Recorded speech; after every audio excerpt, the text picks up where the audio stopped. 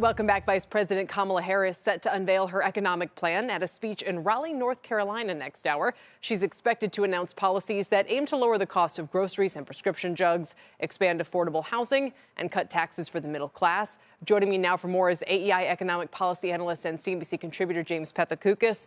It's great to have you here. We've gotten some broad brush outlines of what she might say. What jumps out to you the most?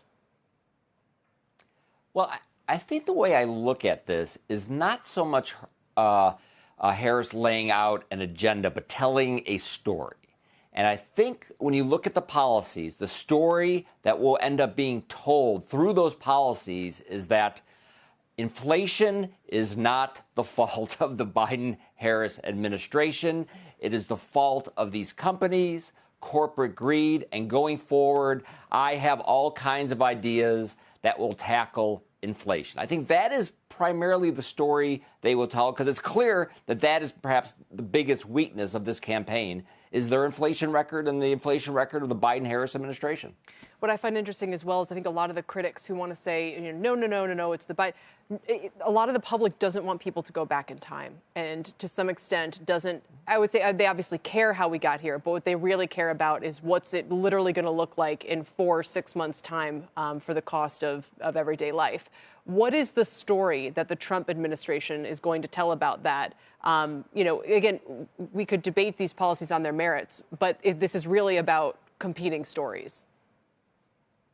It is about a competing story. I think you're right that, the Trump team is going to tell a story about what went wrong, that the reason prices are up by 20% is purely because of the policy choices made by the Biden administration. But so sort of what is the sort of forward-looking agenda? What are they going to say that will tell the American people life will be better in 6 months, in a year? They're not going to say, well, listen, trust the Powell Fed. They're working on it. They're getting inflation down. We're going to have a soft landing. Like, that's not a story any politician can tell. So I'm still slightly unclear about what that Trump story is. Is it a story that about tariffs? Is it a story about taxes? I think to some degree it's a little bit nebulous. I've seen deregulation, perhaps. And while I think people intuitively understand that seems disinflationary on some level, I wonder if that's kind of the vein to take. I also wonder, Jimmy, if there's some of Harris's policies, I believe, like, some of the profit capping or whatever she's going to say, I can't imagine that's something that Trump would seize on, although you never know. And much like she seized on his no taxes on tips agenda, could he take something like incentivizing single-family home construction and say, yeah, we'll do that too? Yeah. Listen, rather than having these campaigns agree on no taxes on tipping or something, I would love if they agreed on massive permitting reform, doing what they can to encourage zoning reform.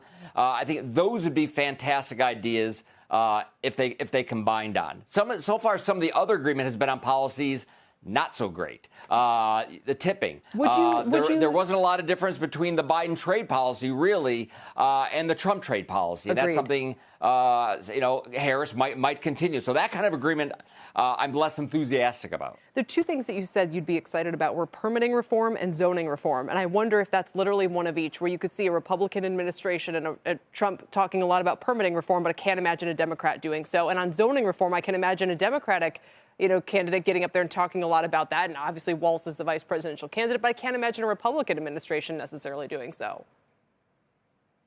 I think it's particularly on this issue of permitting. It's really, that involves. It certainly involves state and local level, but also national policies. You have a lot of environmental rules, make it very hard to build in this country. But I can really see both sides eventually agreeing on that. Republicans, they obviously have a soft spot for deregulation, but there is no way we're going to get any of this sort of clean energy transformation if you cannot build transmission lines, if you cannot build new power plants, if you cannot build nuclear reactors. So there should be inherently an impulse. It's going to be tough during the election season, but once we get out of the election season, an impulse for both sides to embrace those kinds of sort of pro-growth, pro-build policies. All right. And that gives me some area maybe to look for amidst all of the noise we're going to hear in the coming weeks on the inflationary front in particular. Jimmy, for now, thanks. Appreciate it today.